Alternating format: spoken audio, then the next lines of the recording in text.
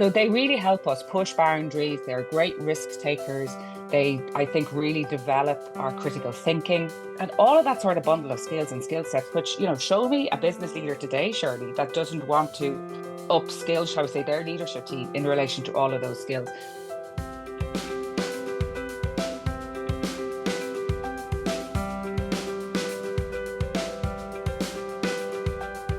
Hello, this is Shirley Kavanagh, and you're very welcome to episode 3 of the Leadership Discoveries podcast.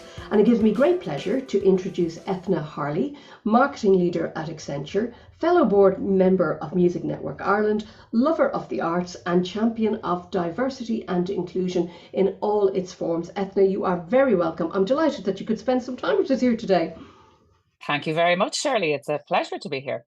Excellent. So can we just maybe start off, Eithne, by, can you give the listeners just a sense of your journey into marketing, how you landed in this place, and what motivated you to actually pursue this career path?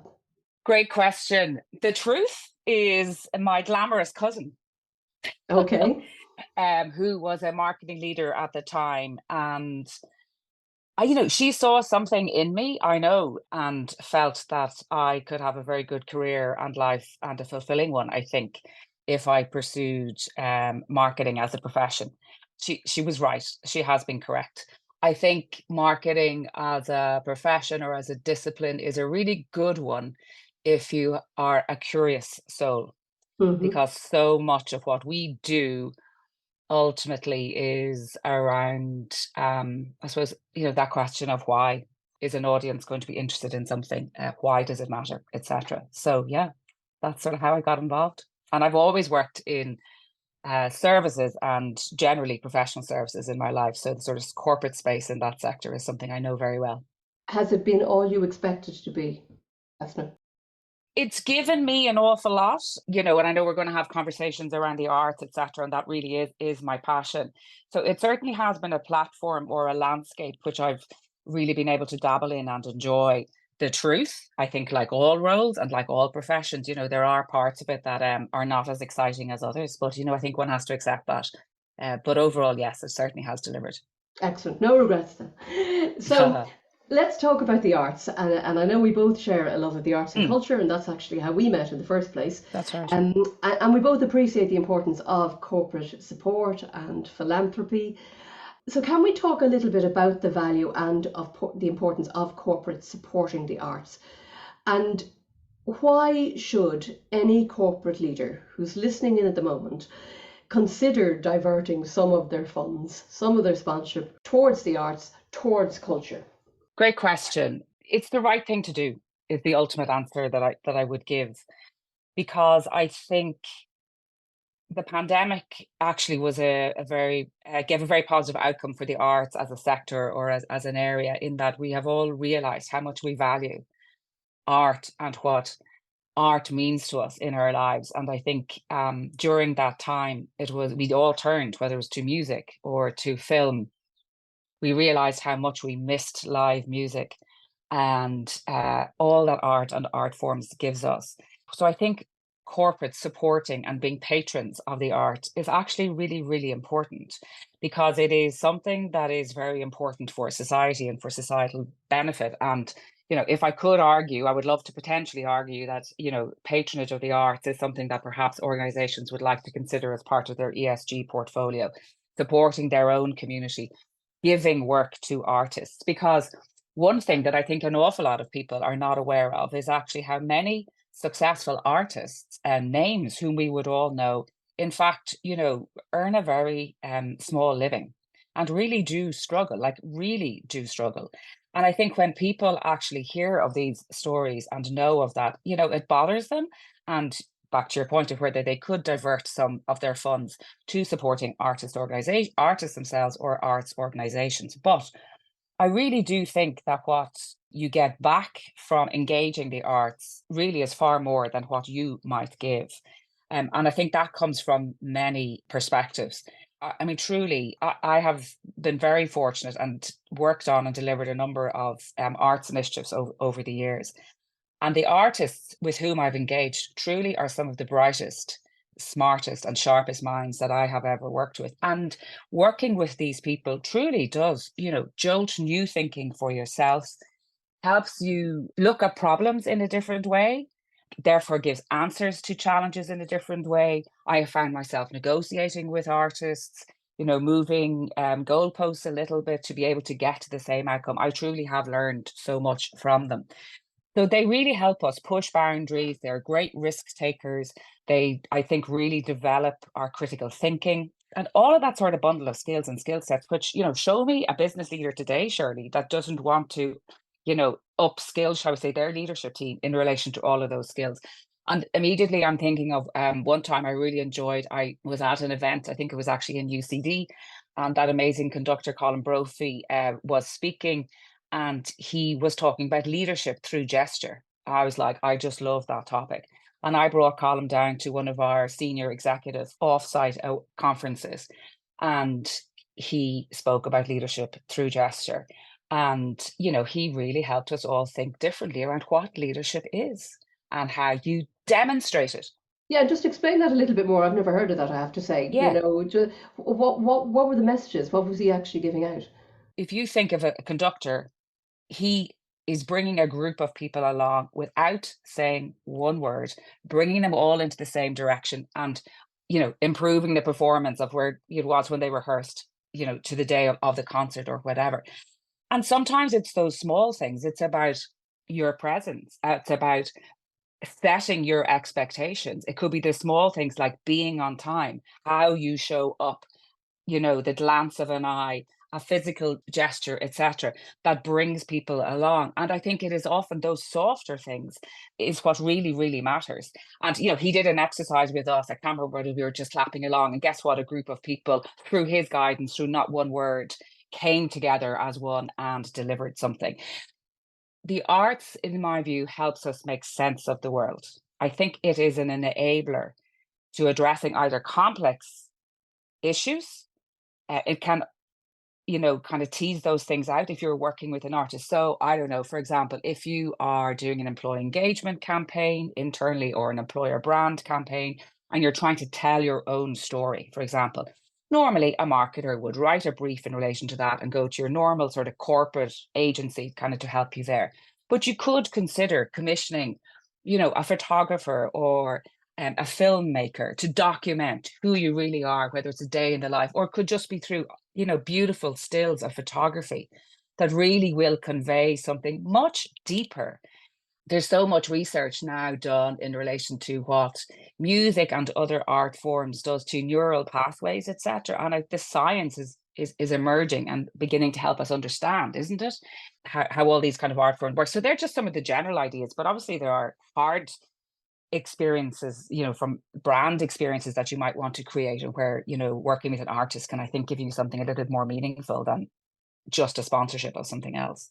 Yeah, it's interesting. Just as you're talking there, I'm kind of reminded of two examples actually that have only been prompted since you were actually talking about the orchestra example, where I have heard of senior teams who, as part of their training, have participated in orchestras, sitting in the orchestra and hearing all this cacophony of noise. When it all comes together, you've got this absolutely beautiful music. And again, it's understanding that, it's how my piece fits into this bigger piece to create something, that actually works together very, very well. And there's sort of Yeah. lots of these interesting lessons, I think, that can come through the arts. Yeah. And I think, to think about sort of more tangible kind of initiatives that are have been so successful, which are examples of art and business working together. Commissioning, is Mm, such a brilliant opportunity for an organization, or indeed a state, a country, or others, or an academic institution, to create something that was never here before, yeah. that is truly their own, that again is a response to a brief and enables the organization to have that entity, whatever it is, that art form, and that be identified as theirs and uniquely theirs, and therefore it conveys who they are. I mean, an example would be, isn't it State Street who commissioned the Fearless Girl, Mm-hmm. that beautiful small Yeah. statue standing, but what that, that's a piece of art that Mm, conveys so much. small size of her in the big city of New York, Yeah. a very powerful piece of commissioning done by a financial services institution that, you know, has their name associated, helps us understand that they're obviously interested in the advancement of women, etc., but, you know, helps us then begin conversations around that. And a recent commission that I experienced myself and really was taken by, I was at an honorary conferring in DCU sometime before Christmas of Rosaline Blair, fabulous woman. I'd never been to a conferring ceremony before in DCU. I was so taken by the anthem, what's known as I think it's known as the DCU anthem. It was a beautiful academic procession as all of you know, they Mm-hmm. were all coming in their beautiful gowns. It was so colorful, but this most beautiful music was playing. And I know Brian McCraw well, who I reckoned was the president at the Mm-hmm. time. I know Dara too. And I was asking, I said, where's the story on that piece? And that was a commission. So Brian commissioned Sean Davey to write an absolutely gorgeous piece. He wanted something stirring, and this beautiful piece of music was created and crafted, and it really hit me. And it's the DCU anthem. I will forever remember that. It's Mm-hmm. played at every conferring. You know, just another example of a great use of art to effect. Fantastic example, actually. And, you know, it kind of brings me nicely on, I have to say, to something else I want to talk to you about. Because I remember back in 2016, I think it was, I was at an International Women's Day festival. And I remember it was the unveiling of a particular art installation that I have to say, I thought it was absolutely amazing at the time. And then I found out that actually you were involved in the creation of this, which was the Women on Walls initiative, highlighting incredible women. So, Eithne, can you just take us back to the start of that? How did something like that come about? And just give the listeners just a bit of an oversight of what it was. Oh, my favorite topic, Shirley. That's a very easy question.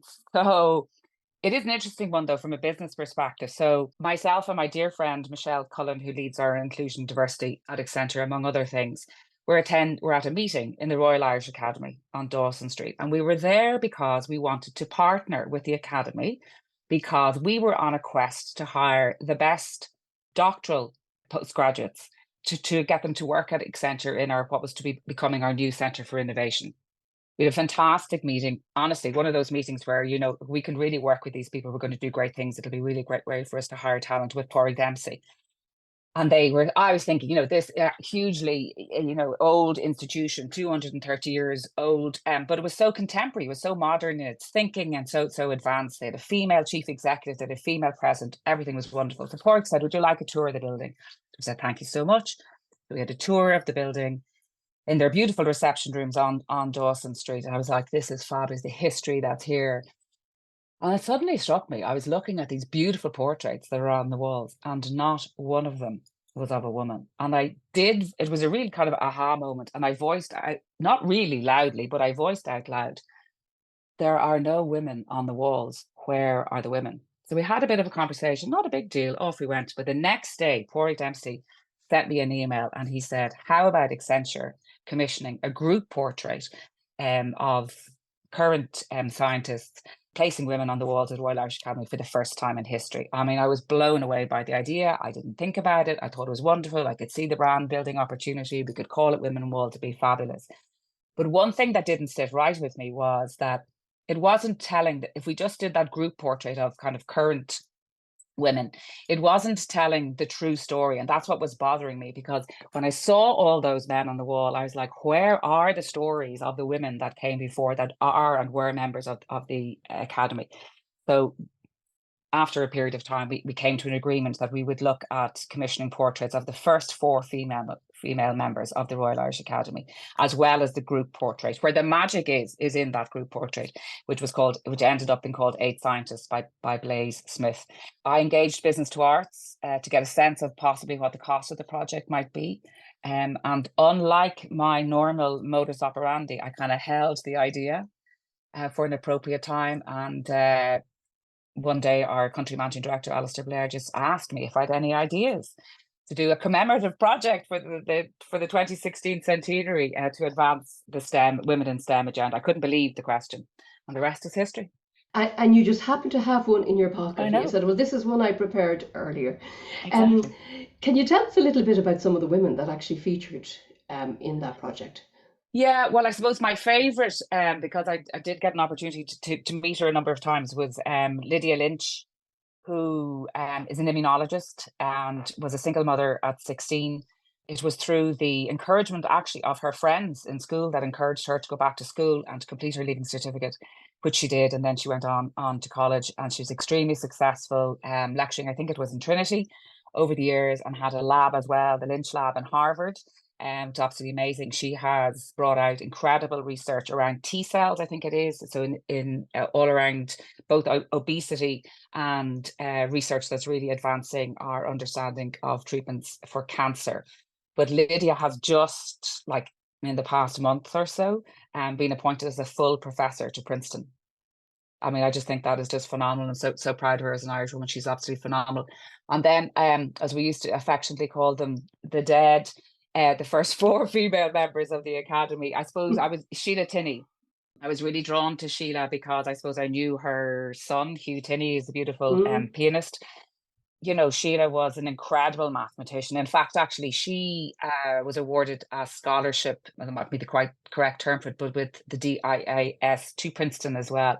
So she was hanging around with the likes of Einstein there and Schrodinger and other like incredible mathematicians. But her story, like, it's really sad to see how slow it was for her to be eventually appointed a full professor when she came back to UCD, just because she was female, and how really these women were almost airbrushed out of history.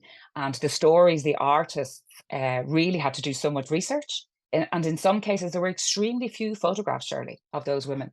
But they're all incredible academics in their own life.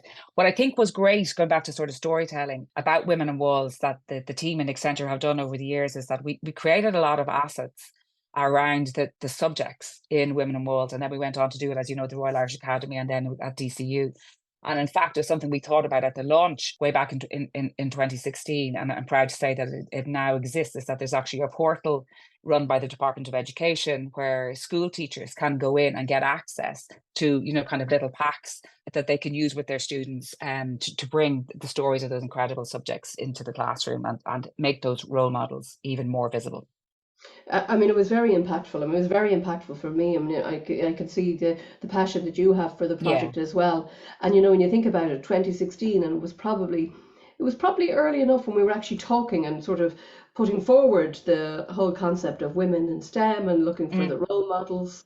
And what great role models, I have to say, just listening yeah. to you talk about Yeah, them. amazing women. Yeah. Yeah. And I know you've just talked about, some of the further activities. Do you think it had other impacts? Do you think it impacted on organizations even in terms of thinking about this connection with the arts? I mean, at the end of the day, you could say we just commissioned portraits, so we just basically got a couple of paintings. But I think, as I may have said to you before, and this really is true, the amount of men that came in to the conversation around the lack of visibility of women Mm, truly was huge. I mean, let's be honest, a lot of the areas around equality and inclusion, they can be kind of difficult conversations. And some people truly just, they kind of don't know what to say. They want things to change and they kind of don't know where to start and to have that conversation. And I think it's the conversations that matter, and the thinking is what's going to bring about change. But actually the pieces of art were an enabler into that conversation, into that difficult conversation. And going back to, did it have other change? I mean, yes, many other portraits of women have since been commissioned in other institutions and on our walls. Beautiful busts in Trinity, as I'm sure you're well familiar with, they came about, and many, many other, initiatives. And, I'm also reminiscing. One of the things I love to see every year at graduation time in the Royal College of Surgeons, you see a lot of the female graduates with their beautiful gowns, and then we'll go back into that gorgeous room in the Royal mm, College of Surgeons that faces onto St. Stephen's Green to get a photo of themselves behind those huge portraits of the women, because that's where they did their exam. And for so many years, women, and they said it, I went in for an interview in X institution or whatever, and they were surrounded by these men. I mean, nothing wrong with having men on the walls. yeah, We yeah, want men on the walls, but just bringing better representation is ultimately what yeah. it's about. Yeah, and I think those role models are so important. Some recent research I've been involved in terms of Mm, the whole area of STEM, it's finding the role models for women and finding enough role models, where almost cluster groups. So it's not just the one person, that we're seeing, more and more people who can actually, be representative of a wider group. I think you're so right. And I think it's a diversity of role models is very Yeah. important. Like I truly, truly do. I mean, I'd love to see, a portrait of Sinead Burke, the amazing, expert on all things inclusion, and herself a little person, and people of color, etc. Like we Mm. have to go the whole way. Yeah. Shouldn't just be women on the walls. Going back to the issue of STEM, absolutely. I don't know if you saw the I Wish event that was on at the RDS, was it last week, there, but there were 3,000 in person. I'm sure there was a virtual element to that event as well, but they're an incredible organization and are really making role models visible. And Yeah. the stats around women in STEM, they're still way too weak. I mean, they're generally like less than 30% representation, so we still have a long way to go. And I think, a bit back to that feeling I had in the Royal Irish Academy, is that it is systemic. It runs really deep. I think it starts with the bedtime stories when we're reading our books to our children, not even just in the kitchen. It has to start as young as that. And I also think with regard to STEM, that's why I'm really proud of that initiative with the teachers, is I think, we as an industry need to step up, don't we? We really need to put our money where our mouth is and take part in these initiatives. But also I think the model of sort of career guidance, or about, in schools where we are, that infrastructure possibly could be looked at in other ways. Yeah, and I think just to your point around, teachers particularly, is making sure that they have the skills that they need, and the understanding that they need in order Yeah, to encourage, kids to come through into these they fields. And do. as you say, it's not just gender; it's, Yeah. all underrepresented groups.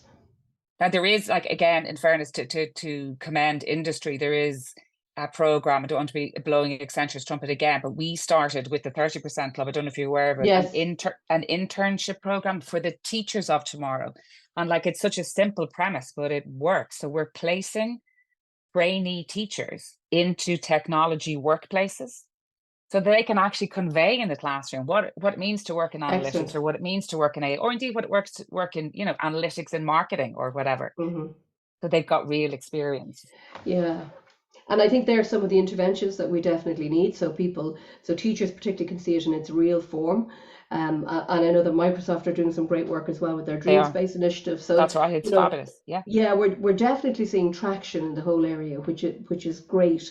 And it's interesting, Ethna, we've now drifted into the whole area of technology, the area of generative AI, all of this really, really interesting space. And I'm just interested from your perspective, as someone in the realm of marketing as well, can you just articulate some of your feelings, let's say, around how advanced technologies, generative AI, are even changing what you're doing? What are your feelings about it? In a nutshell, it's something I really welcome, truly. And I think we have faced so many technological changes in my career alone. I think the best way to approach these things is to get stuck in and to embrace them. I really, really do. And it's something I'm doing actively myself, and indeed asking almost everybody I meet, what tools are you using yourself? Because they are accessible, right? And I think there is a lot of fear. And there's a feeling of we have to have everything right before we can even dabble and an experiment. And I think it is being deployed at such pace that I think that's a very, very dangerous strategy for an individual. I think you will get left behind, but indeed as an organization. I think one of the great things from a marketing perspective is that, it's leveling the playing field hugely, particularly for smaller organizations who would previously not have had a marketing budget or access to marketing budget. So they can use these Gen AI tools like writer.com, and Midjourney is an image generation Gen AI platform as well, where it will be available. Smaller organizations will be able to, get involved in content generation at scale in a much more cost effective way. Now, obviously, with that comes great responsibility, as we all know. And I think that's where, I suppose, the greatest concern I would have for generative AI is how, compliance with regulatory frameworks cross borders and internationally, because everything we do, has a global impacts, on balancing the need for regulation with innovation and the opportunity to innovate at scale. Like, that's a tricky space. people with much bigger brains than I have, and working in very important institutions will solve those problems. But I think, we in the industry must work collaboratively and in partnership with government and other institutions that are looking at the guardrails and safety standards. I mean, I saw an article there the other day where, some of the big tech companies who run these major AI tools, generative AI models, are working with the British government, and they were around, so they were submitting essentially their product and asking the government to sort of give a sort of a safety check on them, which is great. I think that that's happening, but then the pace was too slow for industry in which government was responding. Like, again, understandable, but we do need to navigate those things, don't we? I think there is a sense that this is bigger than all of us, so we really must pitch in. But I think, let's use it as a collaboration tool and not be afraid. Is there anything, do you say, when you look at leaders, even within, close to you, within your own Yeah. organization as they're coming through, is there anything that you're saying they need to have more of this or they need to have more of that? Have you any hopes or fears, even, let's say, for that generation of leaders coming through? What I see as an opportunity, and it's something that I see as a positive, is that it's leveling the playing field. In a way, it's going to be harder to differentiate, potentially harder to differentiate yourself as a leader and to stand out, because actually the access to analysis, which we didn't have before, we had access to knowledge on, like, tell me. So Google would do that for you. But generative AI will give you the analysis and will give you insight, and in that way. But I think it is the skills around critical thinking, collaboration, navigating problems, etc. I think those are the skill sets that are more important than ever in business. Like, I truly, truly do. I think there are going to be lots of new roles are going to be created, and industries and business models that will come from all of this. And to be continuously learning and have a growth mindset, etc., is something we all know. But as leaders, we really better, get on this train and start understanding and using generative AI ourselves. Like, there's too much to play for. Yeah, yeah. And I think it's almost getting to that place where I don't necessarily have to have deep expertise in it, but I do need to know the capability. And as you say, those guardrails that need to be employed to make sure that we keep people safe as well, because there is a whole ethical dimension to all of this, No, isn't there? no, absolutely. And, it has to have a human-centered principle at the heart of everything, and the governance and ethics, and responsible governance, like, absolutely must be deployed. I mean, the tools can hallucinate. Like, that's Yes. kind of frightening. Yeah. Like, and it is, like, I know I'm not calling out the negatives, because we've had big challenges before, but these are particularly complex. These are particularly complex. And that's where I do feel that it really is vitally important that, as technology industry, governments, and, luminaries or academics, that we work together, because it'll take us all down or we'll all rise, I Yeah. think. Yeah, very good point, Eithne. To bring our conversation to a close, when you reflect back on your own career and your career as a leader, are there any big moments for you that you think that have defined what you are today? In terms of they could have been other leaders that really, provided you with opportunity or whatever, or moments in your career that you can say, you know what, that was really a big lesson for me. That's kind of shaped me a lot in terms of where I am today. Is there anything that you can look back on that and say that? I can think of lots of moments in my career at, you know, things we've done and things that we've Yeah, done together. I mean, it's funny, I'm recalling one of the privileges that one has as a marketing leader is that you get very, very close to the business leaders whom you serve. And at the end of the day, you're helping them manage together. You're managing, I should say, that you're managing the reputation of your organization, and indeed often their personal brand. And there have been a couple of times in my life, in my working life, that a senior leader might, thank me very sincerely after them doing something that was, like, incredibly important, or just said, you really have become my confidant, and I really appreciate that. And I'm sharing that story in regard to that. I think as communications professionals, we we have a great responsibility. And I think with that, we have great opportunity, whether it's, to showcase how the arts can help to build a brand or build your employee experience or create an amazing atmosphere at a client event or whatever it is, or indeed whether it's in the deployment of AI, and how we manage deep fakes, etc. So I think as a profession, it's a great profession in that way, because it is about communications, and that's at the heart of so much of what we all do. That's a great point to finish off on, Eithne. It has been an absolute pleasure to talk to you. I know our conversation has been wide-ranging. When we started off, before we went live on this, we were saying, let's just see where this takes us. So we've covered lots of really interesting things, and thank you very much indeed. And as always, an absolute pleasure, Eithne. Thank you. You're so welcome, Shirley. Thanks for having me. And I want to thank you, our listeners, too. I suspect you've come from very different parts of the globe and from within different industries also. And I hope that you have found the discussion as insightful and as thought-provoking as I did. By the way, if you'd like to contact me, you can do that on LinkedIn or on shirleykavanagh.com. To our listeners, I hope this has been as useful to you as it has been for me.